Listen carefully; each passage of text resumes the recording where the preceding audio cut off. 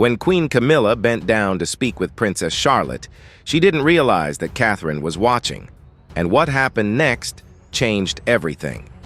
It all started like a typical spring weekend in the royal schedule, planned down to the minute, packed with family obligations and set against the backdrop of Windsor Castle. But something about this particular gathering made Princess Catherine feel uneasy. Over the years, she had learned to trust her instincts, especially when it came to her children. Leave a comment with number 1 and join us as we uncover the royal family's deepest secrets. That day, Charlotte was unusually quiet, not irritable or angry, just withdrawn, as if she were trying to blend into the background. This was completely unlike her. The family had gathered at Windsor Castle for a private lunch held in honor of one of the Queen Consort's recent charitable initiatives. Occasions like these weren't uncommon, but they brought multiple generations of the royal family together under one roof. Camilla's circle, Catherine's family, and often a mix of extended royals didn't always get along seamlessly. Catherine didn't mind these events, but she was always cautious. While Prince William could comfortably slip into his role, she had to stay alert to everything. That afternoon, Charlotte was asked to join a group of younger royal cousins in a side sitting room. The space was formal enough, but by royal standards, fairly relaxed. The children were expected to behave properly, make polite conversation, and enjoy afternoon tea, while the adults socialized in the main hall. Catherine helped Charlotte to her seat, kissed her forehead, and left the room with one last glance. Everything seemed fine, at least for the moment. But something had changed after that. About 45 minutes into the gathering, Catherine was speaking with a senior courtier when she caught sight of Charlotte walking past an open doorway in the hallway. She wasn't crying, but her face was pale and her lips pressed into a tight, thin line. She looked hurt, not the scraped knee kind of hurt, but something deeper, emotional. Catherine excused herself mid-conversation and followed. She found Charlotte standing alone at the end of the hallway near a service door. The child's hands were tightly clasped in front of her chest, her eyes fixed on the floor. "What happened?" Catherine asked softly. Charlotte hesitated. "Nothing, Mother." But Catherine knelt down to Charlotte's eye level. "I know when something is wrong, dear." Charlotte's voice was soft. "Camilla said you were bragging. She told you not to talk unless asked." Catherine blinked. "When did she say that?" "When I answered a question for Louis," Charlotte said. "We were just playing a guessing game," but she was angry. Catherine didn't respond right away. She pulled Charlotte into a hug, calm on the outside, but inside everything had shifted. She had always tried to maintain peace with Camilla, even if their relationship felt more like a forced dance than a natural bond.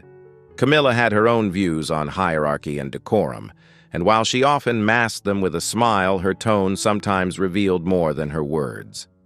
Still, Catherine had believed that the subtle digs and occasional dismissiveness would never be directed at her children. But she had been wrong. Later, Catherine sat beside Charlotte during the family walk through the gardens.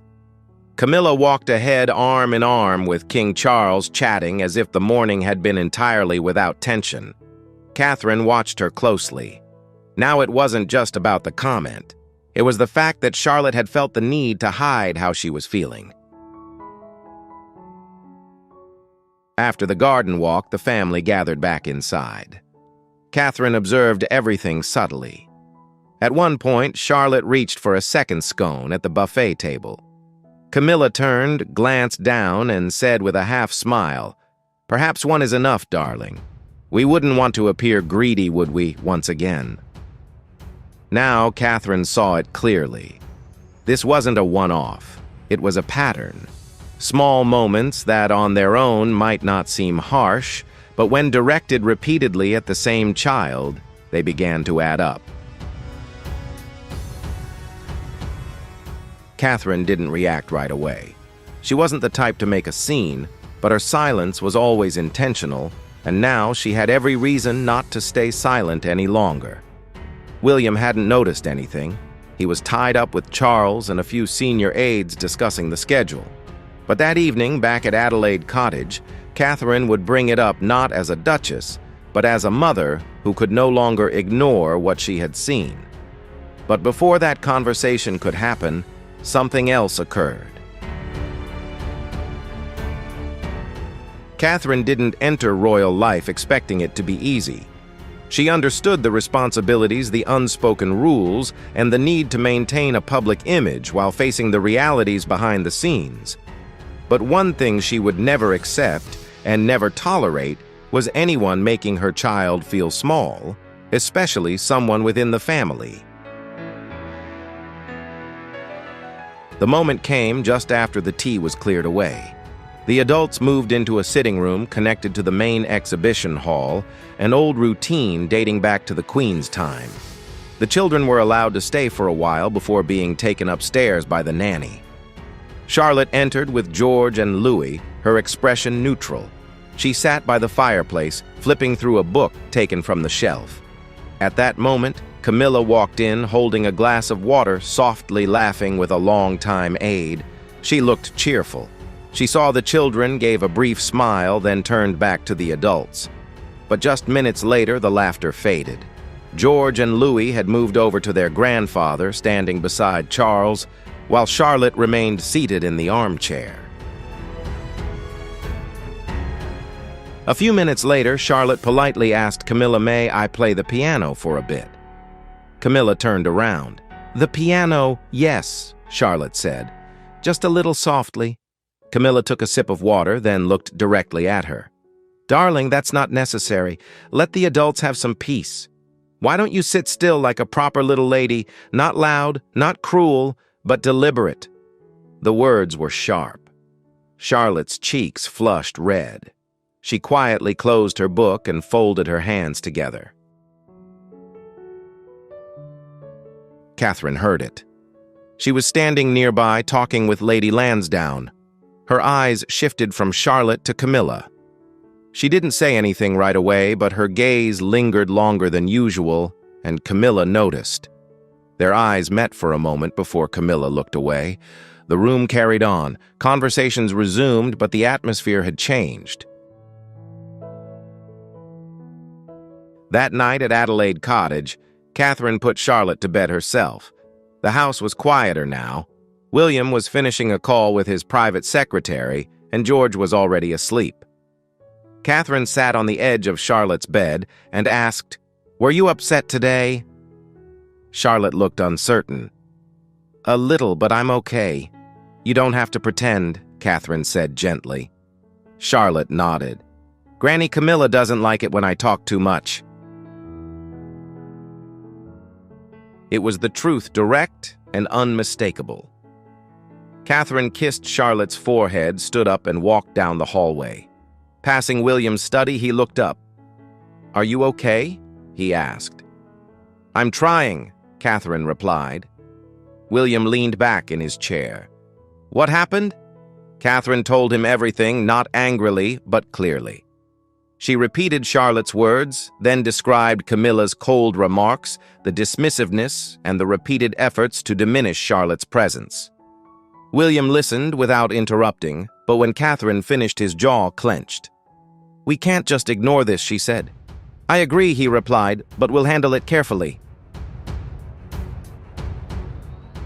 The next morning, Catherine decided to keep Charlotte home, skipping the next scheduled event.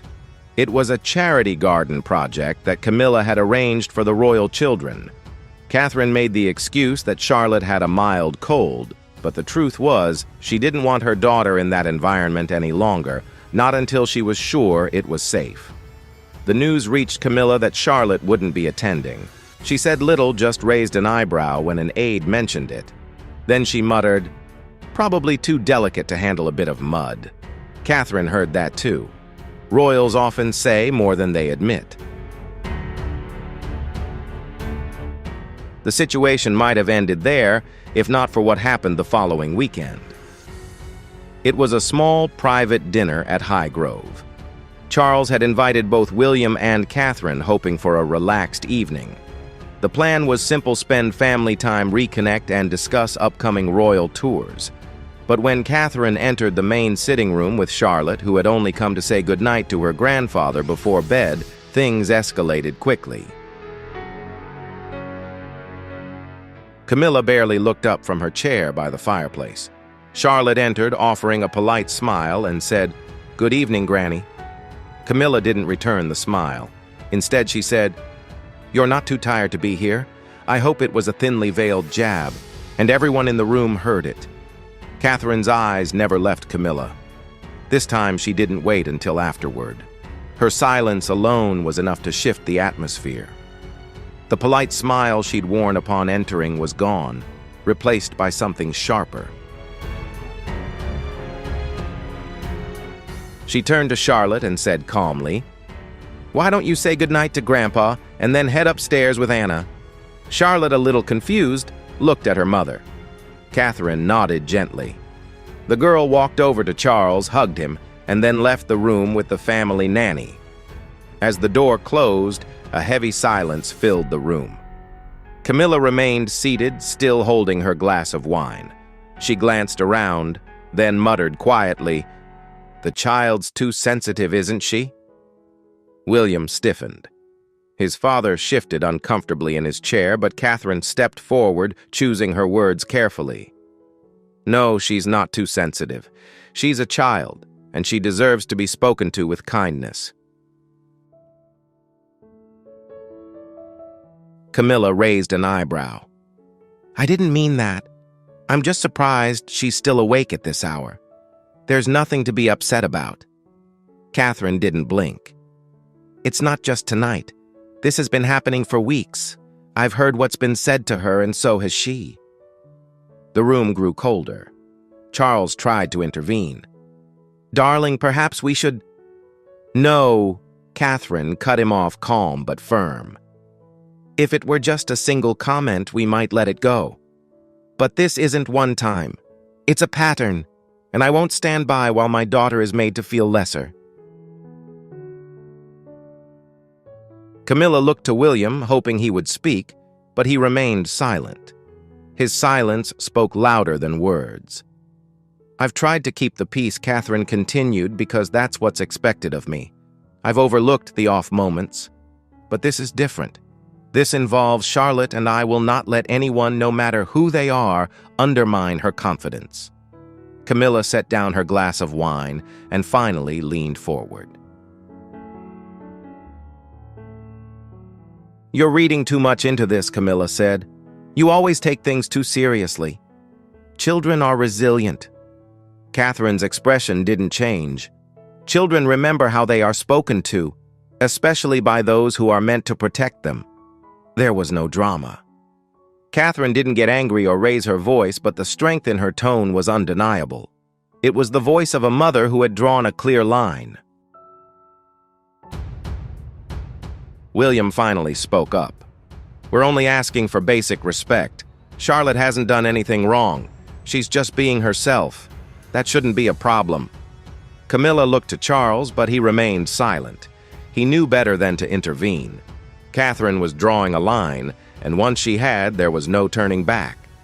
After a few tense minutes, Catherine excused herself and left. William followed shortly after. Upstairs, Catherine sat again by Charlotte's bed. This time, she didn't ask if something was wrong. She simply held her daughter's hand. "You haven't done anything wrong," she told Charlotte. "You were polite, you were kind, and that's all I ask of you."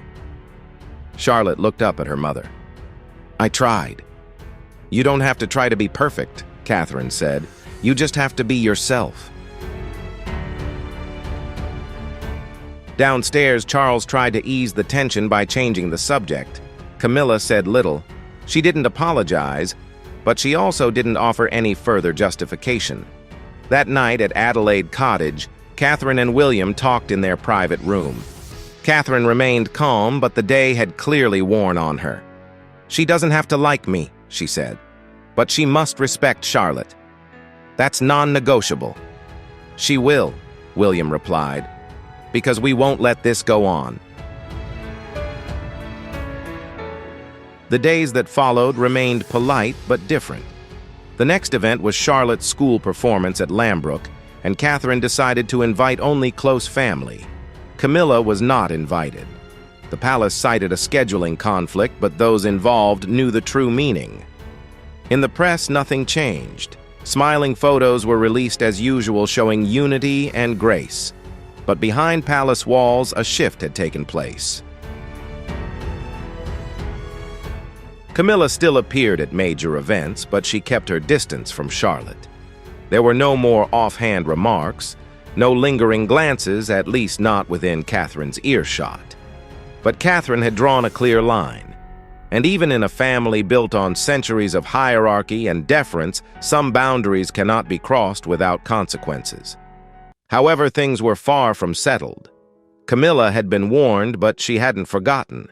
And the next time the family gathered at Balmoral in the summer, another moment pushed everything to the brink. Balmoral has always been Charles's refuge, a place to breathe, to walk, to think, without the glare of cameras. For decades, it was the late Queen's favorite retreat, and the family still honors that rhythm. Every summer, they gather there. It's tradition. But this year, beneath the fresh Scottish air and peaceful countryside, the mood had shifted. Catherine agreed to come, but with boundaries. She and William brought all three children as usual. Yet Catherine made it clear to William that she would never leave Charlotte alone even for a moment with Camilla. Everyone arrived according to the multi-day schedule. Charles was the first to greet them at the estate arms open and cheerful. He adored his grandchildren and looked forward to spending time with them. Camilla arrived a day later, accompanied by her usual entourage and a carefully selected wardrobe. She had remained silent since the incident at Highgrove. She hadn't spoken directly to Catherine since then, only exchanging brief, formal words at public events. The first few days at Balmoral passed peacefully long walks, horseback riding dinners filled with laughter. Charlotte began to relax. Catherine saw her daughter gradually return to herself, chatting animatedly at breakfast, running across the fields with George and Louis, even helping a kitchen staff member bake cakes one afternoon. But then the moment came while Catherine was in the sitting room with Lady Sarah Chatto and a few aides. William had gone fishing with Charles. The children were playing in the garden, supervised by two staff members. It was the first time since arriving that Catherine had taken her eyes off them for more than 5 minutes. Then a palace aide leaned in and said, "I believe Princess Charlotte is in the sunroom with the Queen." Catherine froze. She didn't move immediately, but those words echoed in her mind. Without explanation, she excused herself and quickly made her way toward the sunroom. As she approached, she heard two voices. One was Camilla's, the other Charlotte's. Catherine paused and listened. "We don't always have to drown out others," Camilla was saying. "What matters is listening. Sometimes your mother forgets that too." Charlotte didn't respond. Catherine opened the door. Camilla looked up surprised. "I'm looking for you," Catherine said evenly. "I'm looking for you, my dear." Charlotte stood up and walked straight to her mother. "We were just having a conversation," Camilla said, her tone gentle but with a hint of edge. "I heard that," Catherine replied. Camilla raised an eyebrow. "The child was just—" Catherine cut her off, still calm. "The child is just a child, and she doesn't need to be corrected every time she speaks." Camilla crossed her arms. "I've raised children. I know when a girl is growing up too fast for her own good. The child is growing up just fine," Catherine said firmly, "and she will do so without being made to feel like a problem." There was no yelling, just clarity, the kind that leaves no room for argument. "I want to see more kindness shown around her," Catherine added. That shouldn't be too much to ask." Camilla said nothing. Her silence was calculated. But Catherine no longer cared. She had spent years protecting the institution. Now her focus had shifted to something far more important: protecting her daughter. After they left the room, Catherine knelt beside Charlotte in the hallway. "You did nothing wrong," she whispered. Charlotte nodded, tears welling in her eyes. "You never have to be afraid to speak up," Catherine told her. By the end of the weekend, palace staff noticed that Camilla kept her distance. During meals, she sat farther away from the children.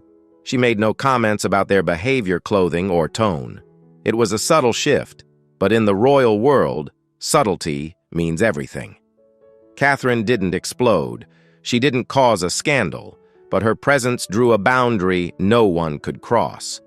Even Charles, who hoped time would ease the tensions, knew better than to intervene. He loved both women dearly, but he understood that when Catherine stood firm, she did so with reason and final resolve. That summer ended with the familiar photos, the family on the castle steps, smiling for the press, waving to supporters. But inside, everything had changed. Camilla had lost what she hadn't realized was slipping away the tolerance Catherine had maintained for the sake of appearances. That tolerance was gone now, and while the world saw a united royal family behind closed doors, a mother had made sure her daughter would never feel small again. Thank you for watching the entire reverberate like thunder through the ancient corridors of power. Imagine a scenario where millennia-old protocols are overturned. In this hypothetical model, the position of the person beside the throne, a seemingly untouchable position, suddenly becomes a variable to be discarded. The head of the monarchy, with a somber yet sharp tone like a surgical knife, made a decisive move to protect the system's survival. In that tense atmosphere, body language spoke louder than 1,000 words. The heir to the throne and his partner, representatives of the system's future, unconsciously clasped hands. It was not just a handshake, but the forging of a new alliance in the face of the collapse of the old order. They understood that when a major piece moved, the chessboard was forever changed. But what motivation could have triggered such a fierce defense mechanism from someone who had patiently waited for 7 decades? What lay behind the velvet curtain of diplomatic protocol? The answer probably doesn't lie on the surface, but deep within the black box of court intrigues, top-secret biological records, and a communication signal that inadvertently exposed it all. Before we unravel the earthquake simmering within the Commonwealth, let's reflect on a fundamental psychological principle. Have you ever placed complete trust in an alliance, only to discover that within that very security lies a fatal vulnerability? That is the essence of the tragedy we are dissecting. This is not simply a family story. It is a lesson in risk management, manipulation, and the price to pay when a power gamble fails. The data trails lead us to 2 sensitive files: encrypted communication protocols used overnight, and an invisible link stretching from London to the other side of the ocean. Stay focused, because the picture we are about to piece together will completely change how you perceive the workings of a modern institution. Let's return to the eye of the storm. A moment that could send the internet into a frenzy and plunge global public opinion into a thoughtful silence. Under the harsh glare of the media, the leader emerges. Despite bearing the marks of a prolonged internal biological battle, the aura of rulership never wavered. The shadow on his face was not merely a matter of lighting, but the weight of a declaration about to be made. A declaration meant to rebuild order from the ashes of betrayal. Do you believe a powerful empire can collapse because of a single breach of trust? Let me know your thoughts below. And don't just observe, join this investigation by subscribing and turning on notifications. The evidence about to be revealed will completely change the way you see everything. That voice, the sound of a man who had spent his entire life operating the machinery of monarchy, rang out. But this time, the command was not issued to preserve, but to terminate. I abdicate. Those two words, like a deactivation kill code, instantly threw the entire media system into overload. Cameras trembled, and chaos erupted in silence as millions of mobile devices vibrated simultaneously. This was not a repetition of Edward VIII's abdication for love. This was a rupture in the very process of succession itself. But the script did not end there. A master strategist always saves the most decisive move for the final moment. The leader's gaze shifted, cold as tempered steel, locking onto the figure standing in the position of queen. Clad in an emerald ceremonial gown, a symbol of royal stability and composure, she was awaiting a smooth transfer of power to the next generation. She had prepared herself for the role of a dignified supporter, but the system did not execute according to that programming. What followed was a direct attack on the existing power structure, stripping away all titles and privileges. The entire room reeled. Even those trained in emotional control, like the young heir, couldn't hide their shock at this sudden shift in course. The accusation wasn't about sentiment, but about a serious violation of data integrity. The hypothesis here is a high-level manipulation conspiracy, interfering with biometric records and manipulating medical diagnoses to control the leader when they are at their weakest.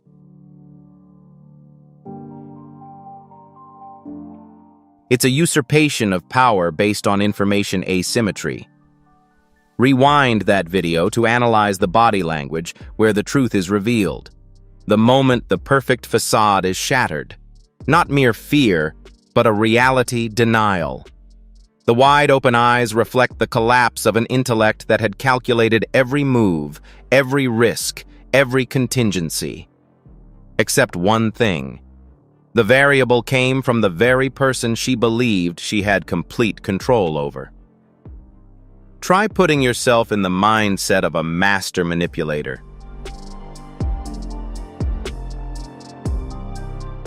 How much coldness and meticulous calculation does it take to rewrite a spouse's life record while they are struggling for survival? What motivation is strong enough to drive a person across that crimson line? The press conference room crumbled in a chaotic rush of information. But amidst that storm, a stark truth was revealed. The ceremonial structure of the royal court, the most exquisite porcelain glaze, had collided with a cruel reality and shattered.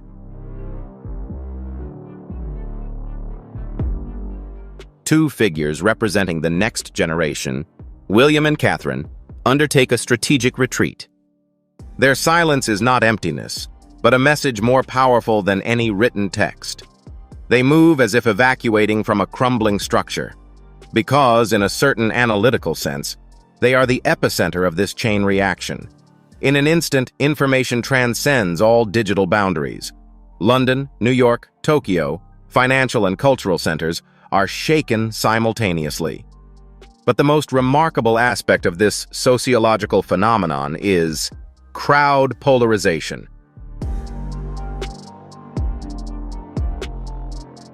Public opinion was torn into two opposing hypotheses, a necessary purge. The public hailed this action as the victory of principle over sentiment, a leader refusing to let the throne be compromised by toxic personal alliances, a cold political move. The opposition questioned, was this an internal purge, where the succession faction exploited the king's declining health to eliminate rivals? Amidst the clamor of millions of hypotheses, the core question remains unanswered. What data was powerful enough to trigger an order to destroy the relationship in public?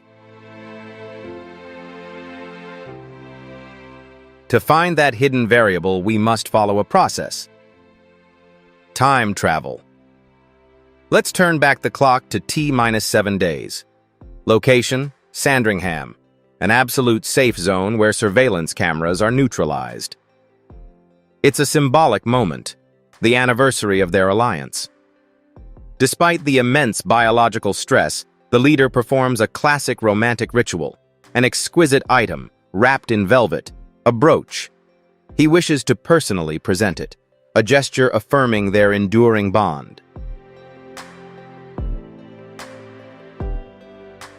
This is the climax of the tragedy, an act of absolute trust, performed on the brink of devastating betrayal. Let's re-establish the spatial context. A powerful figure walks in the shadows of historical corridors. In this rare moment, he sheds the armor of a monarch to return to his most primal face, a husband seeking connection. The flickering lanterns not only illuminate the portraits of his ancestors, but also symbolize the fragile hope amidst the storm of illness.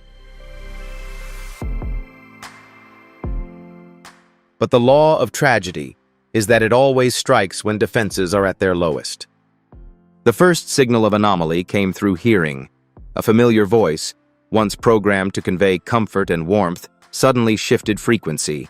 It became cold, clipped, and commanding. This was not the tone of a wife, but the voice of an operator issuing directives. A primal defense mechanism, what we call intuition or a sixth sense, immediately triggered a freeze response just outside the oak door.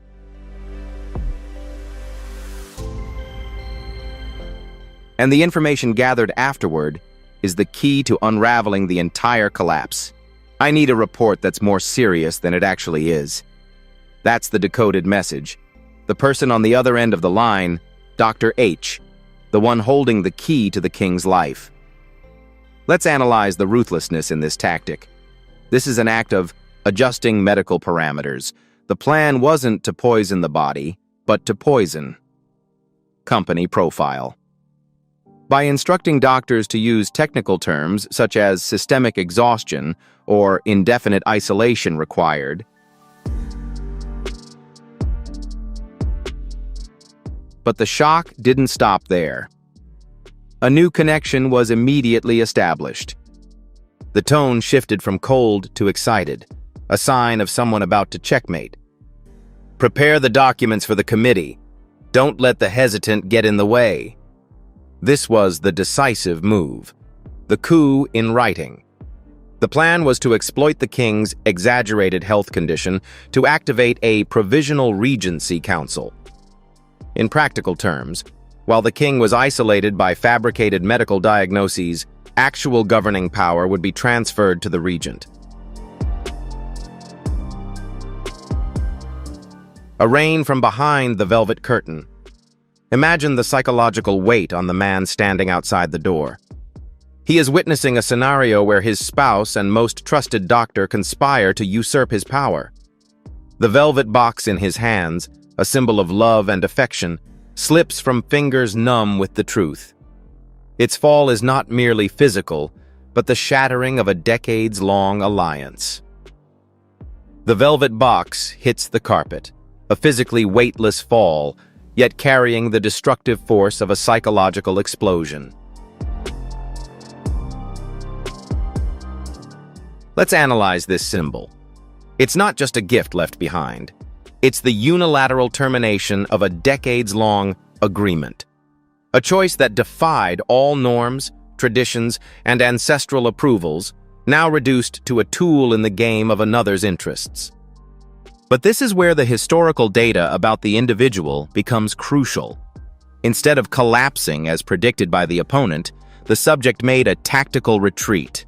The blue box remains as a silent witness. From this point, a counterintelligence operation is activated. Publicly, the message being conveyed is strict medical rest. Media signals are weak, and approval ratings fluctuate. But this is the perfect disguise. Behind the velvet curtain of isolation lies not resignation, but the intense focus of someone forged in military discipline and inheriting the silent reign of a great predecessor. Intelligence assessment. Every space is under surveillance. The adversary is not far away, but within the closest circle. Therefore, every action must be absolutely precise. Operational location: the Royal Library, where the system's memory is stored, a rare, safe zone. Here, the data verification process began. What emerged was a shock to information governance. Under the desk lamp, 2 files lay side by side. The same subject, the same authentication seal of the medical director, yet the contents depicted 2 opposing realities, one confirming stable indicators, fully under control, ensuring executive capacity, the other portraying a scenario of systemic collapse, nervous exhaustion, and a recommendation for indefinite suspension of authority. Recommendation for indefinite suspension of authority. This comparison leads to an undeniable conclusion. The opposing side manipulated key personnel to create a manufactured crisis. The ultimate goal: using medical procedures to legitimize the transfer of power. But identifying the tool, the fabricated documents, is not enough. The scale of the network must be determined. Who are the other knots in this system? This is where another analytical mind comes in, one known for its obsessive meticulousness. A new variable appears in the equation: Catherine, Princess of Wales.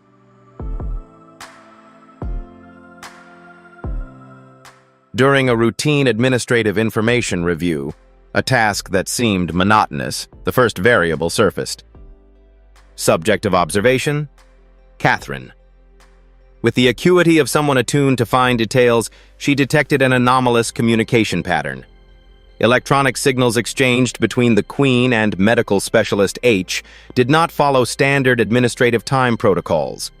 They appeared during late-night gray zone hours, using highly encrypted language. There were no medical terms, only parameters of scheduling and logistical arrangements. Then an attachment appeared like a blazing red exclamation mark on the radar screen. Protocol B, Plan B. An instinctive alert of an internal security threat was triggered. The data was immediately transferred to the air. Consider William's position. He was under dual pressure from 2 fronts: the safety of his father and the burden of executing the transfer of power. His trust in the stability his stepmother was supposed to provide was crushed by reality. This evidence landed like a sledgehammer on the very foundation of that trust.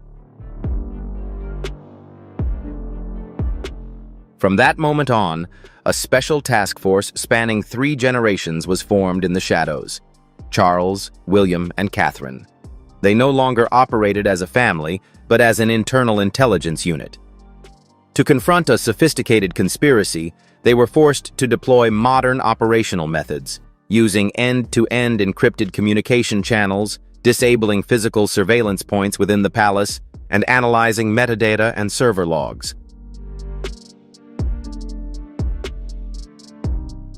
And the result of the data mining process is, the smoking gun is irrefutable evidence, a digital audio recording. When the recording was played, it wasn't just sound, it was a verdict. The subject's voice rang out, cold and calculating, directing the inflating of risk indicators to trigger the mechanism for removing the leader. It was irrefutable evidence that manipulating the constitutional process. The intelligence data package, including audio recordings, corroborating reports, and email sequences, was placed on the king's desk.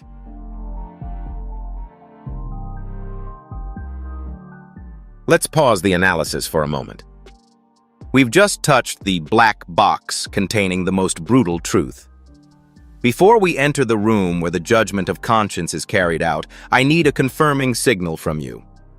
If you also feel outraged by this cold-blooded manipulation and support William's efforts to clean up the system, please hit the like button immediately to empower justice.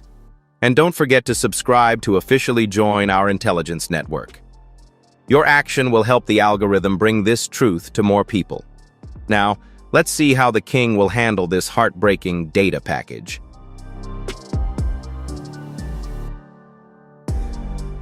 The feeling of hearing your spouse view you as a technical obstacle to be eliminated, rather than a human being, is undoubtedly a deep traumatic experience. But the protocol of a king doesn't allow for emotional breakdown. A cold decision is made. Take the final ethics test. Not a quarrel, but an opportunity for the opponent to confess. A final favor before judgment is carried out. The setting: a closed living room where the silence is heavier than lead. The subject enters with the confidence of someone who has been operating the political chessboard for decades. She relied on social engineering and the allure of the past to conceal the truth. But the king's tactics had changed. He didn't immediately release the evidence. Instead, he used his gaze, a blend of the sadness of betrayal and supreme authority, to conduct a soft interrogation. "How is my health? And was there anything noteworthy about your conversation with Dr. H?" The answer he received was a perfect denial, a slight smile, a dismissive wave. That was the moment the psychological trap snapped shut. She chose the path of denial, unaware that she was standing on the edge of a truth already exposed. Faced with a moral test, the subject activated a classic defense mechanism: denial and blame shifting. She constructed an alternate reality in which the act of power seizure was disguised as fear for personal safety. The attack vectors were even redirected toward invisible, jealous rivals.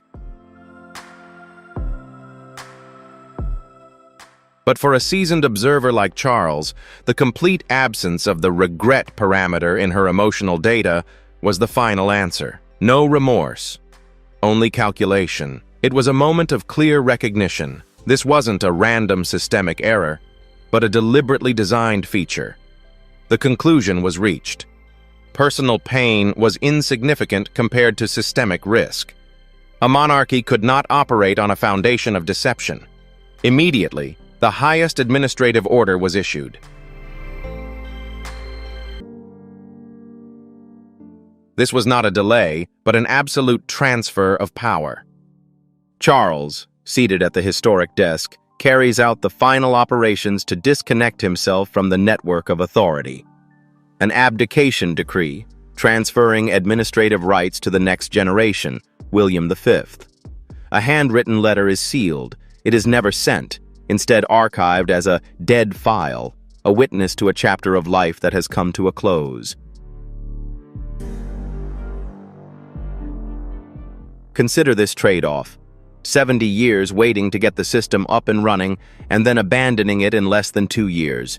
The motivation isn't weakness, but awakening, sacrificing power to protect the honor of the institution. In the days that followed, Britain underwent a complete software upgrade. The coronation of King William V was not merely a ceremony, but a system purge procedure. The image of King William and Queen Catherine on the balcony is not merely a symbol of power, but a message of integrity restoration.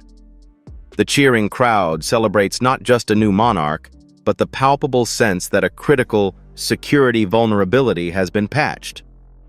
Global media shifts its tone, from scandal-driven headlines to in-depth analyses of the former king's moral courage. While the new system operates smoothly in the spotlight, a silent purge unfolds elsewhere. The former queen, now an entity stripped of all royal identifiers, receives the order to exit the center of power. No noise, no farewell. Such is the price paid when a toxic variable is expelled by the immune system of history. This is a hypothetical story, but it raises a very real question about power and responsibility. The question I want to leave with you is this: what do you think is the greatest legacy of a leader? The length of time they hold power, or the way they choose to let it go in order to protect core values? Share your view with a number. Press 2. Holding on to power until the very end is true strength. Press 5. Knowing when to let go is true greatness. Don't forget to subscribe to the channel and turn on notifications so we can continue decoding the next analytical case files together. There is no code of honor, no escort protocol, and absolutely no acknowledgement. The subject walks through corridors that were once the stage of her authority, but now her access has been permanently revoked. Her luggage is reduced with ruthless efficiency. An unmarked vehicle quietly departs through the rear gate, the route reserved for elements that must be removed from the historical chain without noise. There is no glance back. The interface on the woman's face, once displaying ambition, pride, and defiance, has now switched to a blank state. An old system has officially been powered down. For those who once stood at the center of power, there is now isolation at remote coordinates. No more spotlight, only silence, a digital world sentence of erasure through forgetting. At his private estate, Charles initiates the recovery process. He accepts relinquishing the hardware, the crown, and the incompatible software, old relationships, in exchange for a core value, clean conscience data.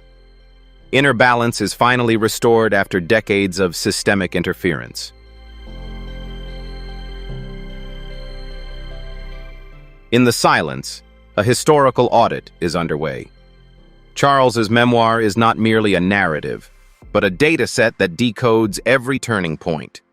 Security vulnerabilities, the way coordinated units, William Kate, protected the system, the algorithm of duty, the painful choice to place national responsibility above personal, emotional variables. The image of the sealed letter that was never sent is the most haunting line of code, representing secrets forever left in the past to safeguard the dynasty's future. In the final entry, Charles draws a core lesson. Love can be a noise-inducing algorithm that blurs logic, but justice is an absolute constant. He accepted the destruction of his personal happiness to achieve the highest possible resolution of truth. The removal of the Camilla variable was only the beginning. Analysts uncovered a transoceanic sabotage network linking London to the California network node, Montecito. This was not an isolated incident, but a systematic architecture of subversion aimed at the very core of the monarchy. The network's new objective is exceptionally sophisticated, an attack on the legitimacy of the future heir, George. This operation employed fabricated data, falsified records and disinformation, and a manufactured doubt campaign aimed at undermining the biological lineage and traditions of the institution. Catherine, the firewall, activated a high-precision investigative protocol. By applying the follow-the-money method, she cracked through complex layers of financial transactions used to fund the smear campaign. The terminal point of this transaction chain traced back to entities linked to senior personnel within an office in California. At the command center in Montecito, a figure watches events unfold through a live screen, witnessing a collapse of perception as layers of masks are stripped away. She believed that geographical distance and intermediary shields would provide protection. But in the digital age, nothing is safe when the opponent controls the source data. After a strategic miscalculation triggers a cascading failure, she activates an evidence destruction protocol. Yet in the era of cloud computing and digital forensics, total erasure is an illusion. The data has already been transmitted and cannot be recalled, and legal warnings begin to sound as a storm of litigation takes shape. She realizes that an ocean of distance is no longer a legal safe zone. Harry, the spouse, steps into a pressure-filled space, anxious about being shut out of the flow of information. The only response he receives is a shake of the head and silence, reflecting the frustration of an operator realizing her system is collapsing. She regrets having dragged the entire family into a no-exit game, but survival instinct quickly takes over. Meanwhile, at Windsor, Queen Catherine restores order by protecting the core assets, symbolized by her reading to the heir, an assertion of sovereignty and security. The attack on the bloodline failed, and the family's protective firewall held firm. The event concluded with a system reboot, the coronation of King William V, marking the launch of an upgraded and fully patched royal operating system. The institution has survived an extreme stress test. Camilla's ambitions and the schemes from Montecito were eliminated. The system not only endured, but emerged purer and more transparent, ushering in a new era defined by integrity and accountability. From the observation post, the former administrator senses acceptance and trust in the next generation, William, and the solid firewall, Catherine. Despite having to erase memories spanning decades, he executes a hard reset to cleanse the system and hand over to the successors a clean platform where integrity and justice serve as the foundation protecting the kingdom. Camilla, high-risk strategy. Wagering on bold, hazardous moves and ultimately facing the collapse of her support system. Meghan, external offensive strategy. Attempting to exert influence from afar, only to be met with crackdowns from legal barriers and karmic repercussions.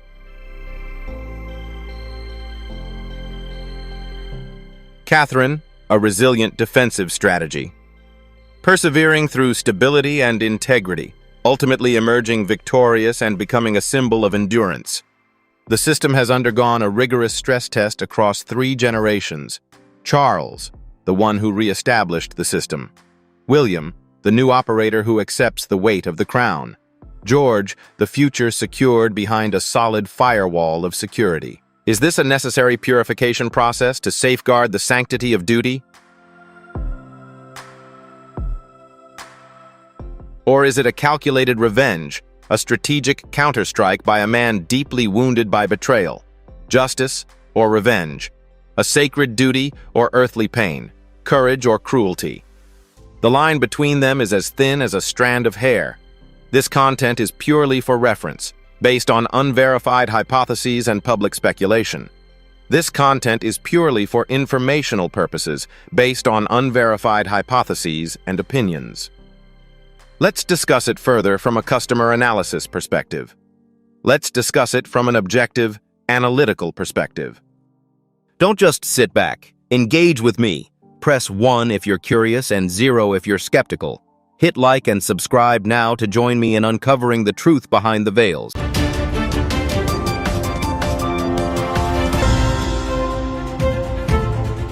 If you looked at the viral images of those 7 mysterious suitcases sitting on the tarmac at LAX and assumed that was the absolute climax of this saga, you have likely missed the bigger picture. And if you believed the dramatic narrative ended when that private jet made an emergency diversion to a high-security military base in Sicily, you are mistaken again. In reality, those explosive events were merely the prologue, a chaotic setup for a much more intense and calculated chapter that is only now beginning to unfold. We are moving beyond the spectacle and entering the most critical phase of this entire investigation, the revelation of cold, hard, and irrefutable evidence. And the man who played the decisive role in this turnaround was the Sussex's old rival, Piers Morgan, a controversial figure whose image is associated with constant warnings to the public. He has been criticized as bitter, even scheming, but today what he is bringing is completely different. Immediately after news broke about Meghan Markle's arrest in Italy with undeclared $12 million in cash, Piers Morgan wasted no time in coming forward. This appearance was a marked departure from his usual style. He wasn't there merely to offer personal anecdotes or subjective commentary. Instead, he arrived armed with a substantial, meticulously organized dossier that seemed to physically validate the fragmented truths that had been slowly percolating across social media platforms. With a gravity that silenced the room, Piers Morgan made a declaration that resonated with finality. "I've seen her bank records. She's ruined." The tension within the studio became so palpable that the air felt heavy, and not a single colleague dared to interject. At that moment, the noise of celebrity gossip faded away, replaced entirely by the cold authority of documents and financial figures, shocking revelations that he asserted were sourced directly from an active forensic audit currently being executed by Prince Harry's own legal counsel. The sheer magnitude of this truth was something that caught even seasoned observers completely off guard. It increasingly appeared that Prince Harry's legal team was executing a sophisticated tactical maneuver utilizing Piers Morgan as an unofficial conduit to leak privileged information before any Hollywood PR spin doctors had a chance to intervene or sanitize the narrative. The broadcast itself began in a manner that was deeply unsettling. There was no opening music, no frenetic energy, just a heavy, suffocating silence that spoke volumes. Piers sat motionless, his eyes locked onto the camera lens with a look of absolute conviction, devoid of his usual theatricality. When he finally broke the tension, his words were not a question, but a somber vindication. "I warned you all from the very beginning that this was a hoax. I warned you that those tears were nothing more than a performance." He pressed on, his voice dropping, as he addressed the audience with a mix of vindication and genuine disbelief. "Even with my notorious skepticism, I never could have fathomed that she would be implicated in something of this magnitude, a sophisticated $12 million money laundering operation routed through a shadowy shell corporation in the Cayman Islands. But we are past the point of speculation. These are undeniable metrics, and they are right here before our eyes." With a deliberate motion, Piers flipped open the dossier to a specific page, prompting the studio cameras to zoom in until the text filled the screens at home. While the sensitive account numbers were heavily redacted with thick black ink to comply with legal standards, the entity listed at the top was starkly legible: Arch Illumination Limited. It was revealed to be a liquidation account held at Silicon Valley Bank, explicitly flagging an urgent wire transfer with a final destination of Dubai. These leaked files appear to serve as the final corroborating puzzle piece, validating the fragmented details that have surfaced in previous independent investigations. What we are witnessing here is not random spending, but a documented pattern of systematic withdrawals hemorrhaging from the Sussexes' joint accounts, a timeline that stretches back exactly 18 months. Piers drew the audience's attention to a critical timestamp buried in the ledger, his finger tapping the screen for emphasis. "Focus on this date," he commanded. "This isn't a coincidence. This marks the exact day the Spotify partnership was publicly terminated."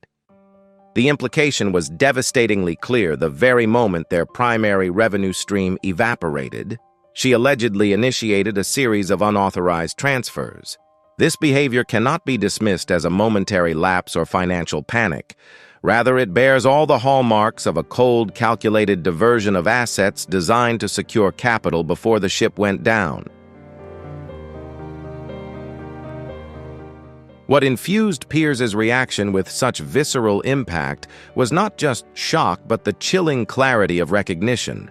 He knew exactly who he was looking at in that grainy LAX airport footage.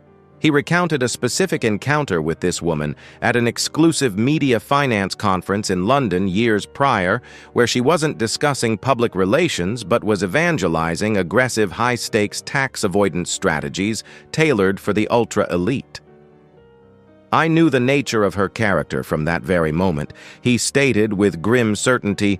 "She was a shark in a tailored suit." Seeing this specific figure standing shoulder to shoulder with Meghan on the tarmac signaled that the situation had escalated beyond simple celebrity management. The conclusion was inescapable: the game was over. Meghan hadn't hired a business manager to handle her career.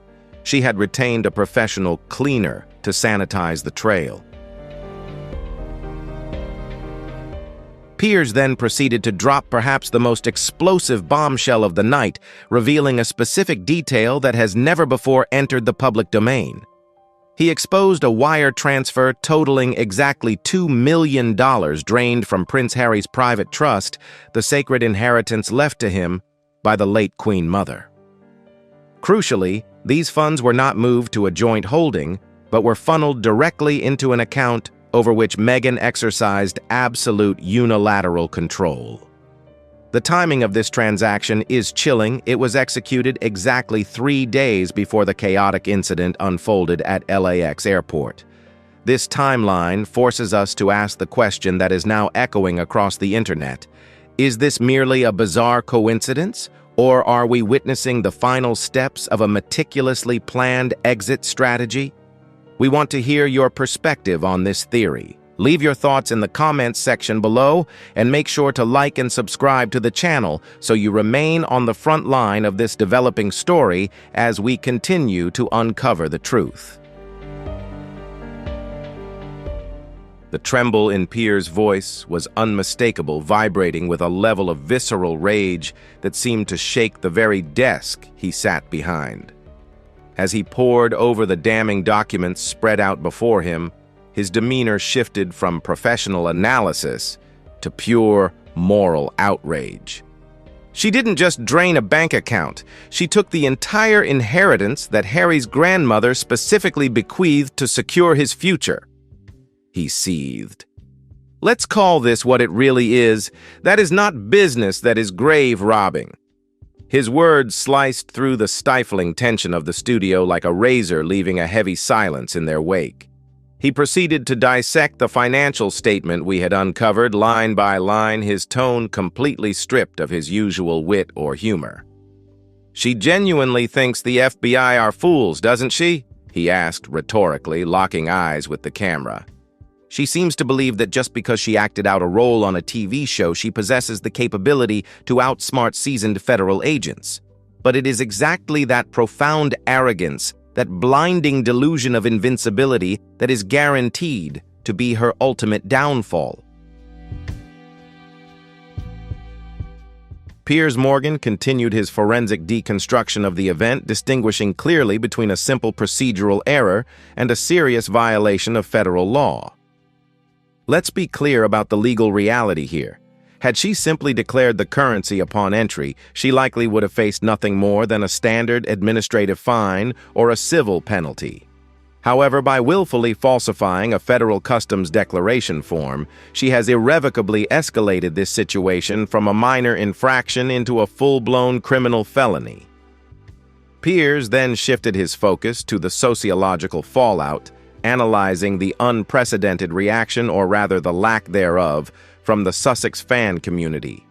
In any normal news cycle, his social media feeds would be inundated with vitriol-coordinated attacks and accusations of lying.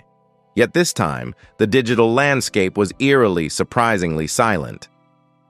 "Why is there such radio silence?" he asked, leaning in. The answer is simple. You can debate a subjective opinion until you are blue in the face, but you cannot debate hard-cold paper evidence. With a gesture of supreme confidence, Piers tapped the stack of financial records on his desk, visually demonstrating that he had effectively neutralized Meghan's online army, not with rhetoric, but with unassailable facts. Piers paused, looking directly into the lens as he addressed the invisible audience of his former detractors. Where is the outraged chorus now? Where are the vocal critics who branded me a monster simply for daring to ask the uncomfortable questions? He challenged. Was it truly an act of cruelty to inquire why a duchess would be transporting suitcases filled with liquid cash onto a high-security military base in Sicily, or was I simply performing the fundamental, often gritty duty of an investigative journalist?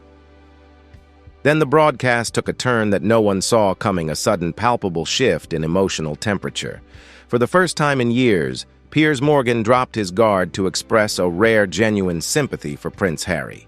He reframed the narrative entirely, painting Harry not as a willing accomplice, but as a man who had been psychologically hollowed out, manipulated, and robbed blind. Let's be honest about the reality here, Piers asserted with a somber gravity. Harry is a man who made a catastrophic error in judgment, yes, but looking at these files, he is no longer just a participant. He is the primary victim of a sophisticated crime.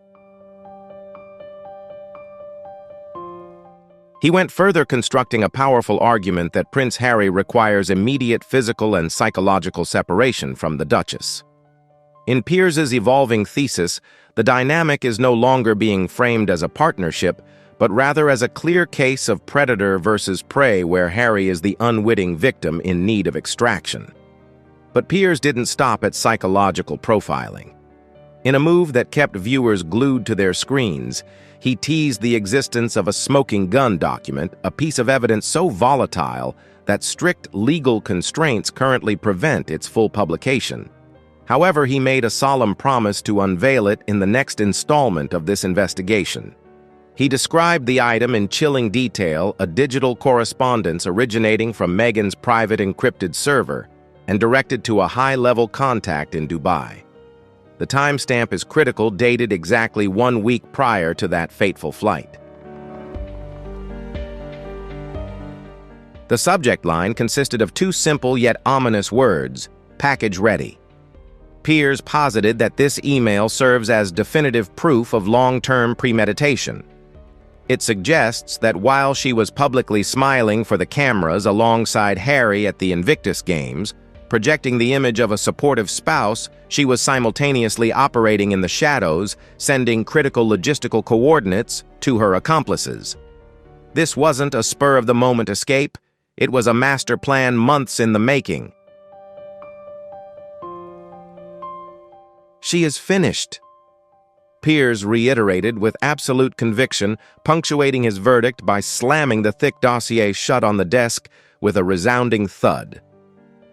This isn't just the end of her tenure as a working member of the royal family, nor is it merely the collapse of her celebrity brand. By crossing these legal lines, she has effectively signed away her own freedom. He painted a stark picture of the future, stripping away the glamour that usually surrounds the Duchess. Mark my words, the next time the world catches a glimpse of Meghan Markle, she won't be draped in haute couture or wearing a custom Dior gown on a red carpet. She will be standing before a federal judge in a court of law. And rest assured, I will be there seated front and center documenting every single second of accountability. Piers made it clear that his intense reaction was a necessary step in validating a scandal many had dismissed. By staking his reputation on these documents, Piers Morgan has dramatically amplified the scope of this investigation, commanding the attention of the global press. The impact was instantaneous. Across the Atlantic, editors at major British tabloids were reportedly stopping the presses, scrambling to revise their front pages to feature his defining declaration in bold, unforgiving headlines, "I have seen the files." He took a moment to emphasize the sheer scale of the forensic undertaking involved, describing the recovery of deleted tweets, scrubbed statements, and digital cover-ups, not just as research, but as a digital archaeological dig. He stressed that piecing together these fragments of truth from a deliberate campaign of obfuscation is a time-consuming and laborious task that requires significant resources. Piers then pivoted directly to the audience, issuing an urgent call to action. He encouraged viewers to support the channel's mission by becoming official members, framing this financial support not merely as a donation, but as the fuel necessary to help this story bypass the mainstream media gatekeepers and spread to a wider global audience. Moving seamlessly into the second half of the broadcast, Piers introduced a segment he provocatively titled "The Bag Flipping Game." He strode confidently across the studio to a massive electronic smartboard which flickered to life to reveal a complex visual diagram of the alleged theft. He traced the path with his finger, demonstrating that this wasn't a simple linear transfer from the Archewell Foundation directly to Meghan's personal luggage. Instead, the graphic displayed a labyrinthine spiderweb of transactions, an intricate network designed to confuse auditors and hide the true origin of the funds. At the heart of all the transactions was a Delaware-registered company called Project Phoenix LLC, which Piers claimed served as the funnel for receiving the money. Every payment from Netflix, Spotify, or Penguin Random House goes into a shared account, and within 48 hours a corresponding amount is transferred to Project Phoenix to pay for consulting services. Harry signed off on these payments. Piers pointed to the screen, drawing the audience's attention. "Look at that signature," he continued. "That's Harry's signature, but the dates don't match." This shows that these signatures were not real. They were just digital copies. Meghan didn't need Harry's approval for every transaction. She already had his electronic signature on file and automatically approved the funds. Harry was deceived, approving millions of dollars while busy playing polo or writing books. All through a single PDF file, and the truth revealed changed Harry's role from an accomplice to a victim of identity fraud. The unauthorized use of his electronic signature for each transaction constitutes the crime of signature forgery. Piers didn't stop there.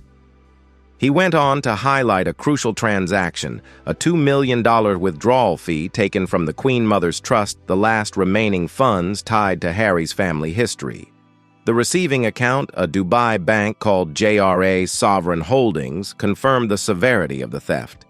Colleagues on set were furious, whispering to each other, "She took the Queen Mother's money." The money that was supposed to protect Harry was instead used to aid Meghan's escape. This wasn't just greed, but an act of revenge, a challenge to the organization that bestowed upon her the title she now hides behind Piers Morgan. After dealing with the legal threat, Piers moved on to the previously leaked emails. While unable to provide actual screenshots due to legal requirements, he did read verifiable excerpts.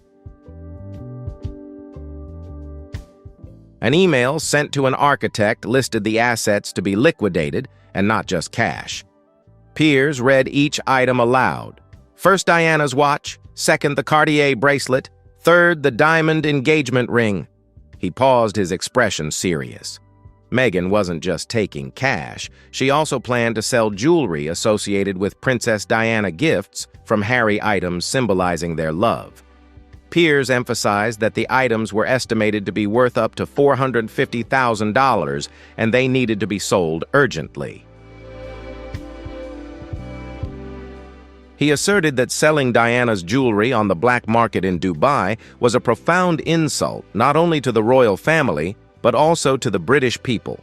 Harry, who had always been proud of his mother, would see this as a grave betrayal, viewing her family's heirlooms as easily liquidated commodities. It would be an unimaginable psychological shock. Royal biographer Tom Bower, who was expected to appear on the show later, was overheard in the waiting room, sadly acknowledging the scale of the theft. Piers concluded with a strong plea to the Italian authorities: "Don't let her go. Confiscate her luggage and search her carry-on. If that Cartier watch is in there, she's smuggling stolen royal property." When the show returned after the commercial break, the atmosphere shifted from investigative outrage to justifiable vindication. Piers addressed the Hollywood elite directly. "For years you have lectured us, awarded her prizes, and honored her as an icon fighting against systemic racism. So where are you all today?" Piers named the powerful representatives at WME who signed contracts with Meghan, despite knowing full well that her financial books had been manipulated. He criticized her celebrity friends who lent her private jets, acting as carriers of illegal cargo. "You're not supporting a humanitarian," Piers continued. "You're covering up the reputation of a fraud. By protecting her and silencing her critics, you're complicit. You created the shield so she could embezzle $12 million. This is the Piers Morgan effect. Reclaim the awards. Admit if you've been cheated. Otherwise, I'll assume you already know. The next segment of the program revealed a shocking piece of information after the commercial break. A senior member of the British royal family contacted Piers not for an interview, but simply to say 2 words: thank you. This person felt unable to speak the truth, unable to defend themselves, but today they sensed that justice was finally being served. The king was watching. That thank you officially confirmed everything and showed Piers was acting as a secret communication channel for the monarchy. Piers also didn't forget to move on to political issues, particularly the interference of the Internal Revenue Service, IRS. How can a woman transfer $12 million through American banks without IRS interference? Piers questioned. If I transferred $10,000, they would audit me for a whole year. The story becomes increasingly complicated and the questions grow heavier. Will justice truly be served? Or is it all just an elaborate charade? We'll have to wait and see what further revelations come, but this story certainly won't end so easily. She has transferred millions of dollars, and now Piers Morgan is relentlessly raising thorny questions about political protection. He raises rumors that Meghan Markle is being groomed for a Senate seat and is building a network of connections with top Democratic fundraisers. Is she being protected? Is there a no-holds-barred approach to Sussex's records because Meghan is considered a valuable political asset? If so, this is not just a celebrity scandal, but potentially corruption at the highest levels of the U.S. government. Piers called for a congressional hearing demanding the release of suspicious reports from the banks. I want to see that report. I want to know which bank manager discovered it and who covered it up. There can't be 7 suitcases of cash on the runway and no one in power turned a blind eye, Piers said. He invited Dr. Orwell, a forensic psychologist, to join via satellite. Piers asked, "Is she insane or evil?" Dr. Orwell replied coldly, "She's not insane, Piers." Based on the analysis of the power structure and the transformation of the characters involved in this investigation, what are your thoughts? If you find Piers Morgan and the experts' arguments to be valid, please leave a comment. Number 2 in the comments section. If you believe this is just a misunderstanding or a staged scenario to tarnish reputation, please leave a comment. Number 5, don't forget to press like and subscribe to the channel. Join us now as we continue to unravel the hidden corners and complex systems in our upcoming videos. Your support is our motivation to seek the truth. She is a highly extreme, antisocial personality disorder. The plans, the architect, the fake costumes, it's all cold, calculated, rational work. Piers relentlessly criticized she feels no guilt. She's just afraid of being caught. Right now she's sitting in a jail cell in Sicily. She doesn't regret stealing the money. She regrets that the pilot diverted the plane. At the end of the program, Piers held up the last photograph of Prince Harry taken the day before. Harry looked haggard, pale, and lonely. Piers said softly, "Look at him. This is what happens when you let a vampire into your house." She drained his bank account, his joy, his family, and his reputation. Now he's just an empty shell. The man who fought in Afghanistan has been defeated by a Hallmark actress. Looking directly into the camera, Piers continued, "Harry, if you're watching, pick up the phone. Call your father not to ask for money but to apologize, because the only people who will visit you in the hospice are the family you betrayed." Piers went on to announce that the U.S. ambassador to Italy had arrived at the base in Sicily. Don't let them make a deal. Keep an eye on the State Department, Piers warned viewers. If they try to sneak her back to a private clinic in Malibu for burnout treatment, we'll riot. She should be in jail, not at a spa.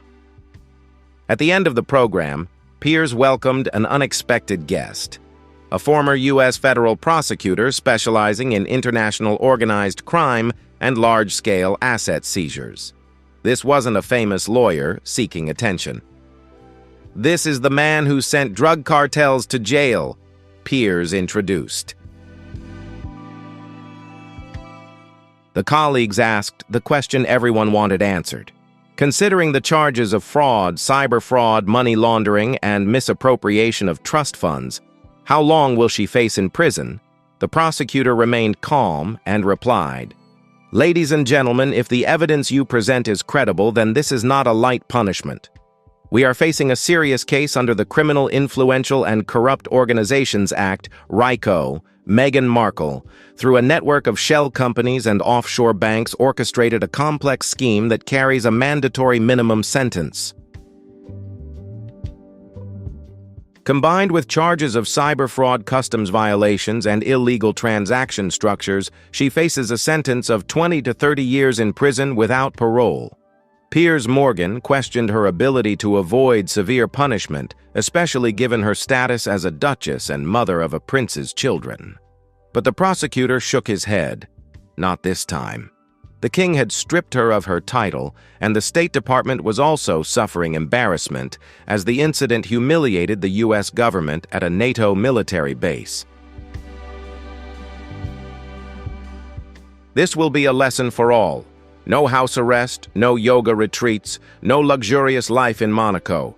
Instead, Meghan will face years in a federal prison, perhaps FCI Dublin or Alderson, where men in khaki uniforms work for 12 cents an hour. From Duchess, she has become a prisoner, a harsh and inevitable transition. The illusions of exile in Dubai have vanished, and now she must face the reality of a 6x8-meter cell.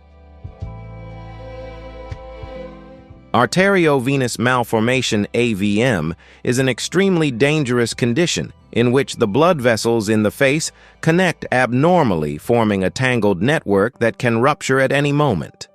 Jennifer's face was covered with bright red vascular masses, swollen like balloons on the verge of bursting. Every breath and every smile was a gamble with death for Jennifer. To save her life, doctors had to place tissue expanders beneath her facial skin, making her appearance during treatment even more frightening. You wouldn't believe the dramatic transformation she underwent after. As the cameras faded, the message became crystal clear. Stories can be staged, images can be curated, and sympathy can be manufactured, but the numbers do not lie. When the truth finally hits, no title, no fame, and no carefully crafted legend can protect her anymore. Please note, this content is for reference only based on unverified theories and public speculation. We are discussing this through an objective analytical lens. Now I want to hear from you. Press 1 if you believe this theory has merit. Press 0 if you think this is nothing more than baseless rumor. Don't forget to like and subscribe so we can keep uncovering the latest developments behind the veil of secret.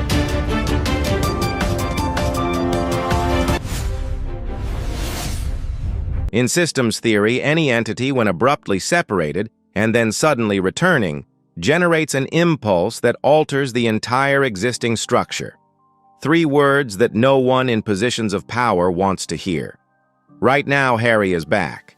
After cycles of self-imposed exile and the eruption of opposing streams of information, the sudden appearance of a detached fragment in London is far from merely a media event.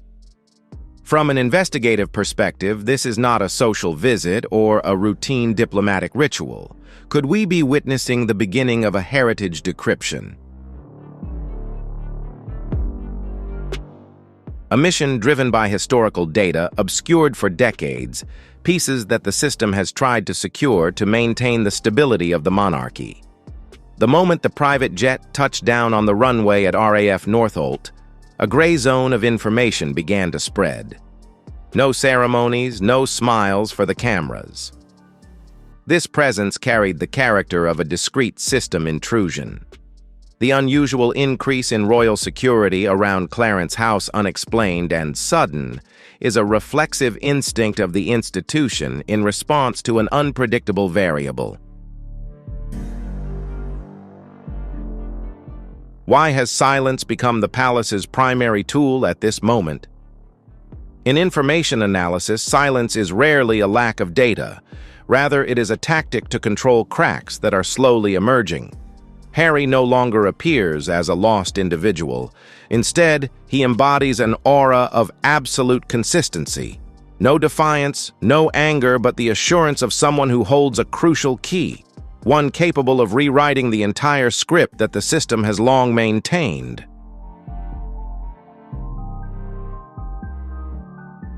Behind closed doors, senior officials seem to be facing a ghost from the past. Decisions once considered essential to protect the crown are now suddenly becoming fragile. As the truth begins to leak through the cracks of the power structure, how will the entire system react to prevent a chain reaction of collapse? This comeback is not spontaneous. It feels like the fateful intersection point, where events that began years ago have finally reached a point of collision. Has Harry discovered a truth powerful enough to break even the oldest security protocols? We stand at a historical crossroads. Is this the final attempt at transparency, or the beginning of a new chapter where heritage secrets will no longer be the most secure protective barrier? What is your hypothesis? 1. Did Harry return to seek genuine reconciliation under new conditions? 2. Or did he bring with him a truth key that would force the system to change permanently? Share your analysis in the comments. Don't forget to subscribe to follow the second half of this investigation, where we'll unravel what's really behind the whispers at the palace. Those who believe Harry is merely seeking attention must confront a completely different reality. He didn't return to relive the past, but to reconciliation with it. As the palace walls seemed to hold their breath, a disturbing theory began to spread. What if Harry's entire belief system about his identity had been meticulously orchestrated from the very beginning? Internal sources from Highgrove Manor revealed the existence of a sealed file bearing an identifier, Operation Guardian. This is not part of a royal ceremony, but appears to be a security protocol never before published. The appearance of this file, bearing the late Queen's coat of arms and linked to Charles Windsor's name just weeks after the 1997 Paris attacks, opened a rift in Harry's identity structure. Inside that file, the most haunting element wasn't the administrative documents, but a handwritten letter from a woman who had long been silent. Diana, from a strategic analysis perspective, this letter contains not only emotions, but also a blueprint. System alert.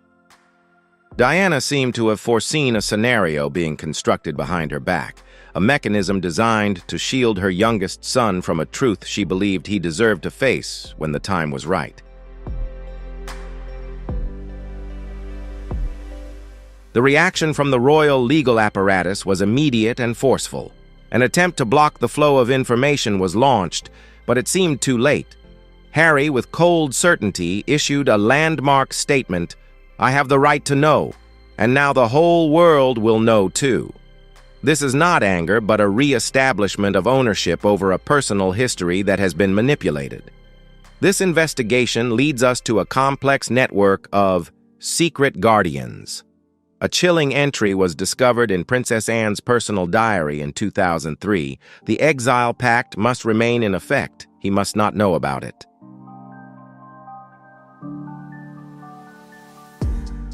The big question here is, what did they agree to expel him from? Anne, the embodiment of steadfastness, now appears as a guardian of the crown's deepest truths. William's quiet involvement and Camilla's stabilization role further reinforce the hypothesis of a coordinated effort to maintain the current structure at all costs. Every diplomatic smile now seems a protective shell for a silent agreement. It has existed for 2 decades. We are faced with a paradox of truth and loyalty. As the layers of Operation Guardian are gradually peeled away, the picture of British royal stability is being subjected to unprecedented pressure. What is your hypothesis? 1. Are these secrets necessary tools to protect the survival of the throne? 2. Or is transparency the only remedy to mend the rifts in the brotherly and fatherly relationships? Please leave a comment with the number. If you believe that the truth needs to be revealed in its entirety or number. If you believe there are secrets that are best left undisturbed in order to maintain the integrity of the institution. Press like and subscribe to the channel. Join us in our in-depth investigation into the power dynamics hidden behind the glitz and glamour. In an institution where survival depends on legitimacy, stability is not just a goal, but a tactic for navigating the flow of information. From a systems analysis perspective, we see a persistent effort to protect the concepts of lineage matrix and bloodline heritage. In 2019, an information hygiene protocol was activated to divert international press attention away from DNA theories. The goal was clear: to prevent a crisis of confidence that could turn royal standards into an uncontrolled topic of discussion. Beyond just media coverage, legal barriers have been erected to delay any investigation into the transparency of succession documents. All requests for data access are denied under the guise of privacy protection, but in reality, this is how the system protects its resources. Breakpoint: his most sensitive moments. However, the truth often finds a way to emerge through silences. The most devastating shock for Harry didn't come from legal obstacles, but from a symbolic silence. In the final days of Queen Elizabeth II, a final covenant was made. Every senior member received a sealed letter of blessing except for Harry. Was this exclusion a mistake, or the final consolidation of the Covenant of Silence? Long-standing for Meghan, this is an unmistakable signal Harry has been turned into a pawn in a large-scale preservation strategy. Throughout the years of conflict and exile, the chaos we see is actually a meticulously orchestrated scenario to conceal a fundamental truth, one that leads directly to the most powerful figure today, King Charles. In an isolated area of Balmoral Castle, where secrets are usually kept hidden by the stillness of the forest, a fateful dialogue unfolds. Now standing face to face with his father, the highest guardian of the system, Harry asks for a resolution. Absolute exposure. No assistance, no media, only the truth, and irreparable cracks remained. In that private room, the tension built up by decades of avoidance reached a breaking point. King Charles, his voice heavy with regret and resignation, seemed to have acknowledged something that shattered every piece of his identity Harry had ever held. It was no longer a family conversation. It was a moment that life script. The story of a prince is completely torn apart, revealing a naked reality behind the velvet curtain. Finally, all the masks were removed. The existence of the Highgrove files, codenamed Operation Guardian. And the haunting letter from Diana has been officially confirmed. Charles doesn't deny it. He admits to having approved it from the very beginning. From a systems analysis perspective, this is an attempt to establish a hypothetical safe zone to protect Harry from psychological trauma. However, for Harry, this wasn't protection, but a battle, denying the right to self-determination and individual identity in a systematic way. The burden of the accusation, "You have chosen duty over truth," now hung like a knife cutting into the foundations of the dynasty. Charles, in a state of profound shock, attempted to explain the impossible. The post-Diana era was a time when the royal institution fell into a serious operational crisis. To preserve it, system integrity, and with the line of succession so fragile, a special arrangement was implemented, a scenario Diana had vehemently opposed during her lifetime. The king's silence in response to the question, "Am I part of the plan?" That is the most accurate answer. In the world of symbols of power, individuals are sometimes merely pawns in a larger-scale survival strategy. The meeting at Balmoral did not end with a solution, but with a resolution.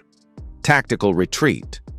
Harry walked away, leaving behind a king haunted by the very secrets he had once so painstakingly guarded. The portraits of Diana were covered up at Clarence's house, not out of disrespect, but as a manifestation of a psychological pressure of inheritance. That's too much. However, the final variable lies in a rebellious act from the mother's past. Diana's voice, frozen in recordings and handwritten letters, was unearthed from an ancient, secure safe. The message was simple: "To my son, if they ever try to silence you." This shows that Diana had anticipated this confrontation decades in advance. She had established the last line of defense. For Harry, an information loop is only opened when the system attempts to control him again. Diana has always lived in fear of her being erased and her memories reshaped by power structures. But she managed to establish one fail-safe backup mechanism for the future. The recording begins with words carrying the weight of thousands of unshed tears, an echo from the past, affirming that the system has failed to bury the truth. She spoke not as a royal symbol, but as an instinctive protector. Diana presented a chillingly detailed theory about a systematic strategy aimed at severing the emotional connection between her and her sons. This is an attempt to controlling the flow of emotional data, minimizing her influence to preserve the institution's image at all costs. Diana's whispered words, "They thought you wouldn't ask anything, but I knew you would." This officially broke the silence in Harry's mind. A name not found in official records, yet clearly present through subtle hints: bloodline. This not only shook the very foundations of identity Harry had accepted, but it was also the ultimate liberation. The instincts that had been keeping Harry awake all this time weren't delusions, but rather the echo of truth, which his mother had sealed away, waiting for this very moment. For Harry, this was no longer a confirmation of pain, but freedom. A freedom not controlled by any royal script. With Diana's words still echoing in his ears, Harry made a choice that shook the very foundations of the monarchy. A 72-hour ultimatum. It was sent directly to the king's private secretary. This is not a threat, but a challenge. Public reconciliation. Either the system must reveal the truth itself, or Harry will be the one to lift the curtain. This single strategically significant email has put the royal press office in a precarious situation. Systemic chaos. The palace walls no longer whispered, but roared in the face of the most explosive confrontation in modern history. Within, the power struggle of the dynasty time was no longer on the side of the gatekeepers. Control over the flow of information had officially shifted from the institution to Harry. A frequency collision.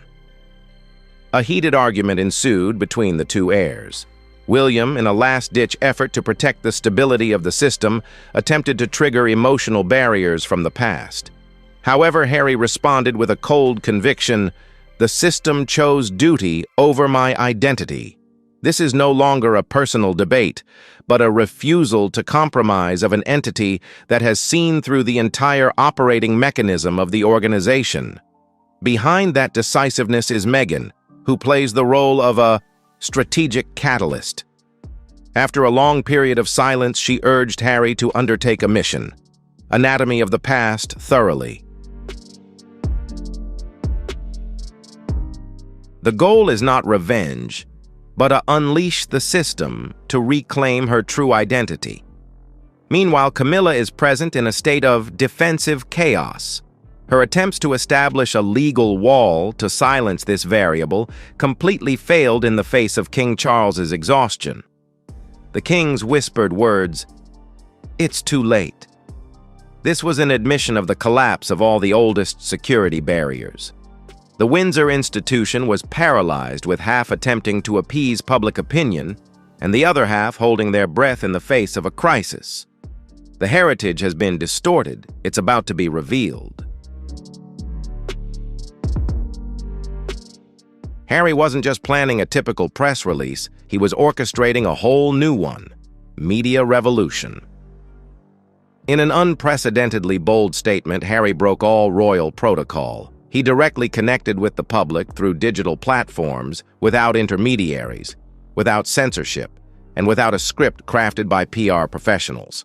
This was a significant move: direct decoding. He sent it to millions, exposing the secrets that had haunted him for years. Harry wasn't looking for a sensational headline.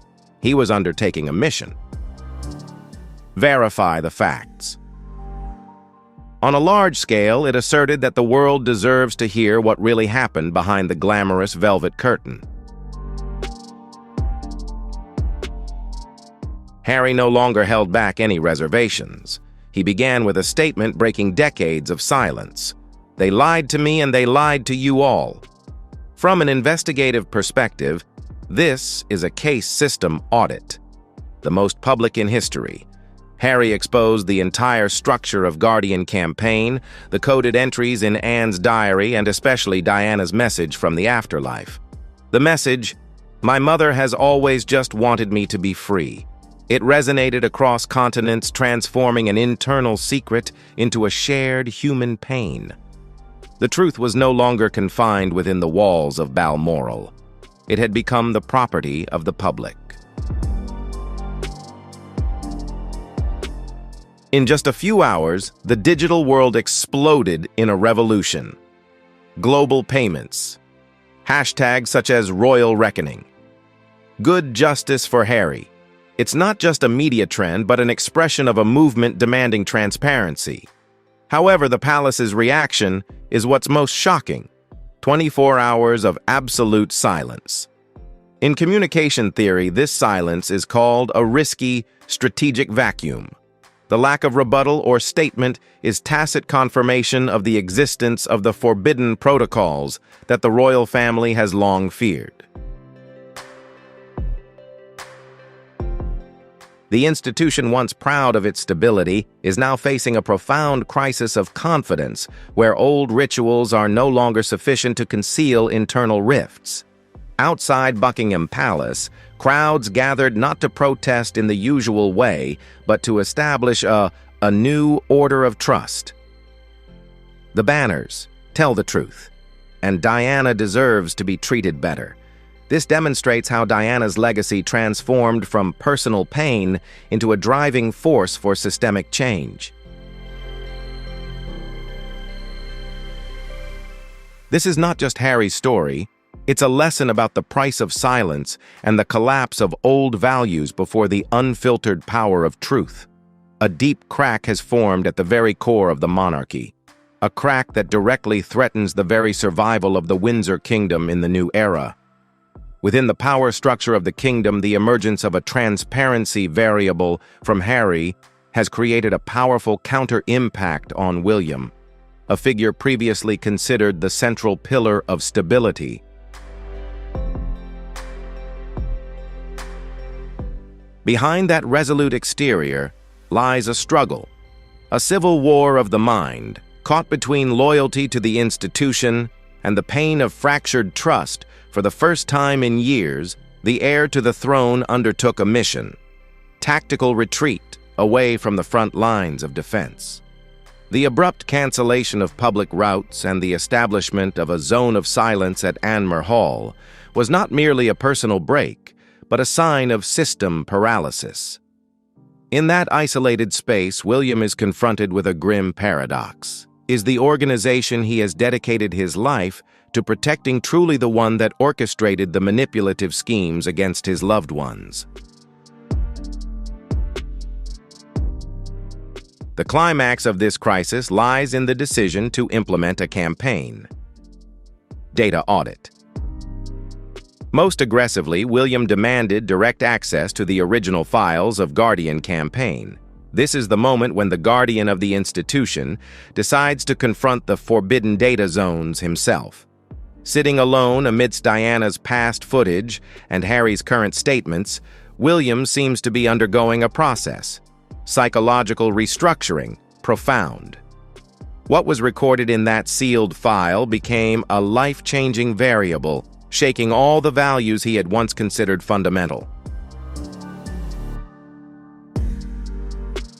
When the key to the truth is revealed to the heir, his silence is no longer a defense, but a preparation for a confrontation. Redefining heritage, an action that could permanently alter the future structure of British royal power. The tension was now undeniable. The man trained to endure in silence was beginning to face a systemic crossroads. For the first time, William, in the eyes of observers, seemed to be questioning whether the price of maintaining the regime's stability was exceeding acceptable limits.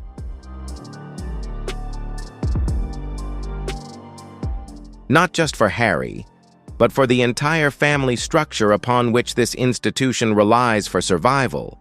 He understood perfectly what the system expected: stability, absolute loyalty, and above all, disciplined silence.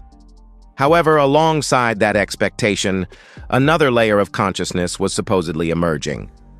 Not the consciousness of an heir, but of a son, a brother carrying memories that had never truly closed.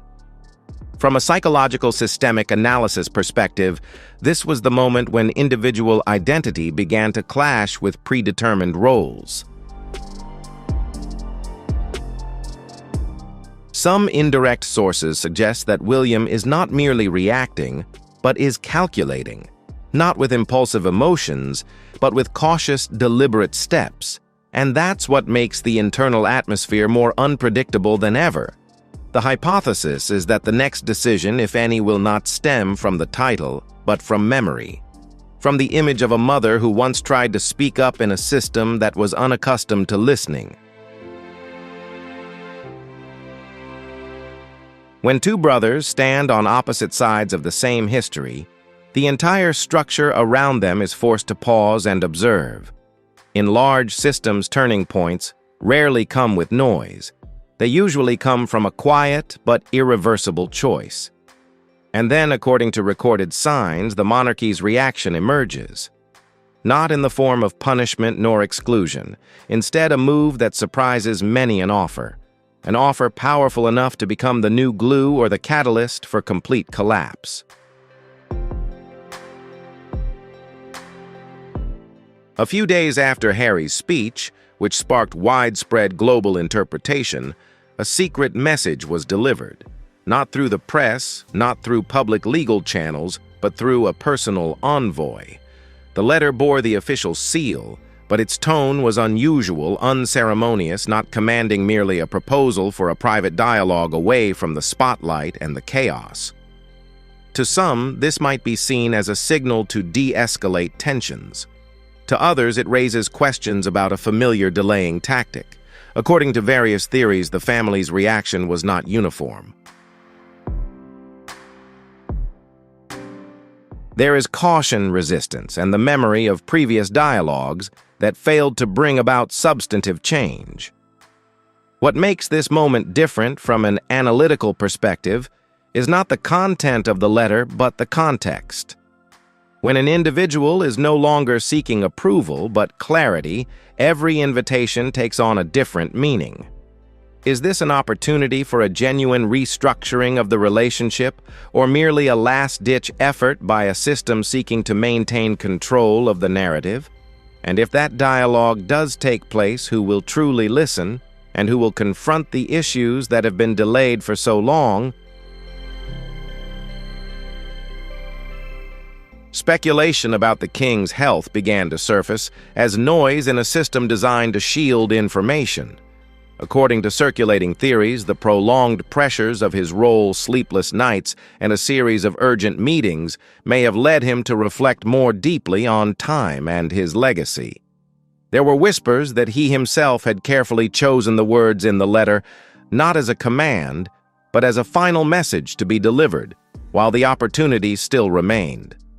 Under the lens of systemic analysis, this was not a sign of weakness, but rather a reflex of a structure facing its own limitations.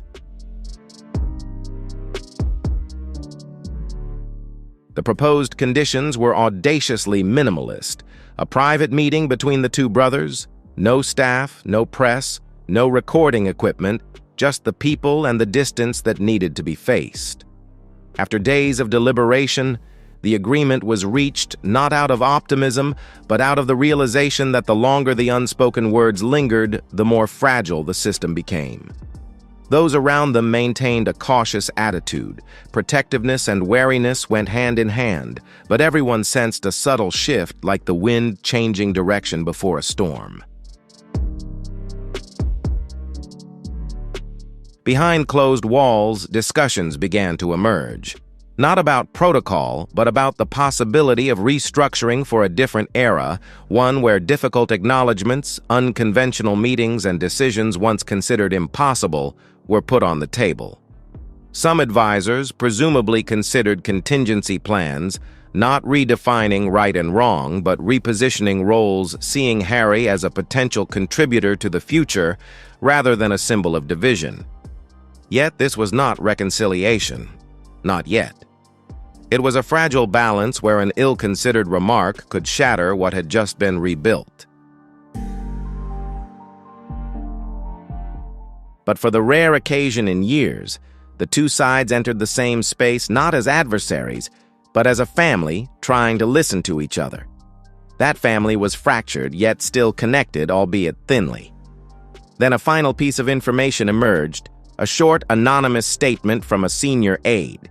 No context, no explanation, just a single line that made observers and constitutional experts pause to ponder. If Harry had returned, perhaps not in the usual way. The story thus continued to unfold, with truths to be examined, relationships to be mended, and secrets to be approached only through questioning.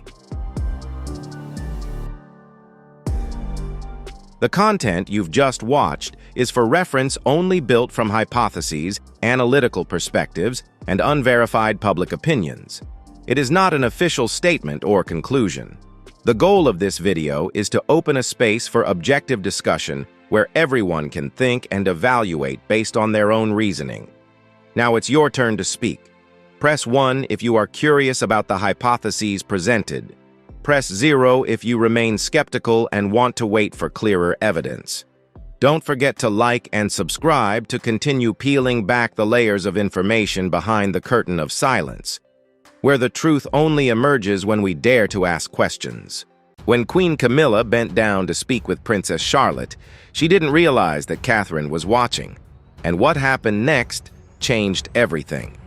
It all started like a typical spring weekend in the royal schedule, planned down to the minute, packed with family obligations and set against the backdrop of Windsor Castle. But something about this particular gathering made Princess Catherine feel uneasy. Over the years, she had learned to trust her instincts, especially when it came to her children. Leave a comment with number 1 and join us as we uncover the royal family's deepest secrets.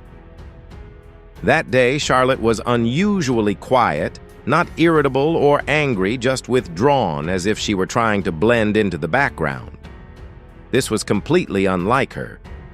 The family had gathered at Windsor Castle for a private lunch, held in honor of one of the Queen Consort's recent charitable initiatives. Occasions like these weren't uncommon, but they brought multiple generations of the royal family together under one roof. Camilla's circle, Catherine's family, and often a mix of extended royals didn't always get along seamlessly. Catherine didn't mind these events, but she was always cautious. While Prince William could comfortably slip into his role, she had to stay alert to everything. That afternoon, Charlotte was asked to join a group of younger royal cousins in a side sitting room. The space was formal enough, but by royal standards, fairly relaxed. The children were expected to behave properly, make polite conversation, and enjoy afternoon tea, while the adults socialized in the main hall. Catherine helped Charlotte to her seat, kissed her forehead, and left the room with one last glance. Everything seemed fine, at least for the moment. But something had changed after that. About 45 minutes into the gathering, Catherine was speaking with a senior courtier when she caught sight of Charlotte walking past an open doorway in the hallway. She wasn't crying, but her face was pale and her lips pressed into a tight, thin line.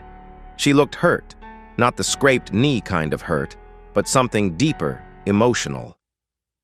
Catherine excused herself mid-conversation and followed. She found Charlotte standing alone at the end of the hallway near a service door. The child's hands were tightly clasped in front of her chest, her eyes fixed on the floor. "What happened?" Catherine asked softly. Charlotte hesitated. "Nothing, Mother." But Catherine knelt down to Charlotte's eye level. "I know when something is wrong, dear." Charlotte's voice was soft. "Camilla said you were bragging. She told you not to talk unless asked." Catherine blinked. "When did she say that?" "When I answered a question for Louis," Charlotte said. "We were just playing a guessing game," but she was angry. Catherine didn't respond right away. She pulled Charlotte into a hug, calm on the outside, but inside everything had shifted. She had always tried to maintain peace with Camilla, even if their relationship felt more like a forced dance than a natural bond. Camilla had her own views on hierarchy and decorum, and while she often masked them with a smile, her tone sometimes revealed more than her words. Still, Catherine had believed that the subtle digs and occasional dismissiveness would never be directed at her children. But she had been wrong. Later, Catherine sat beside Charlotte during the family walk through the gardens. Camilla walked ahead arm in arm with King Charles, chatting as if the morning had been entirely without tension. Catherine watched her closely. Now it wasn't just about the comment. It was the fact that Charlotte had felt the need to hide how she was feeling. After the garden walk, the family gathered back inside. Catherine observed everything subtly. At one point, Charlotte reached for a second scone at the buffet table. Camilla turned, glanced down, and said with a half-smile, "Perhaps one is enough, darling. We wouldn't want to appear greedy, would we, once again?" Now, Catherine saw it clearly. This wasn't a one-off. It was a pattern. Small moments that on their own might not seem harsh, but when directed repeatedly at the same child, they began to add up. Catherine didn't react right away. She wasn't the type to make a scene, but her silence was always intentional, and now she had every reason not to stay silent any longer. William hadn't noticed anything. He was tied up with Charles and a few senior aides discussing the schedule. But that evening, back at Adelaide Cottage, Catherine would bring it up not as a duchess, but as a mother who could no longer ignore what she had seen. But before that conversation could happen, something else occurred. Catherine didn't enter royal life expecting it to be easy. She understood the responsibilities, the unspoken rules, and the need to maintain a public image while facing the realities behind the scenes. But one thing she would never accept and never tolerate was anyone making her child feel small, especially someone within the family. The moment came just after the tea was cleared away. The adults moved into a sitting room connected to the main exhibition hall, an old routine dating back to the Queen's time. The children were allowed to stay for a while before being taken upstairs by the nanny. Charlotte entered with George and Louis, her expression neutral. She sat by the fireplace, flipping through a book taken from the shelf. At that moment, Camilla walked in holding a glass of water, softly laughing with a long-time aide. She looked cheerful. She saw the children, gave a brief smile, then turned back to the adults. But just minutes later, the laughter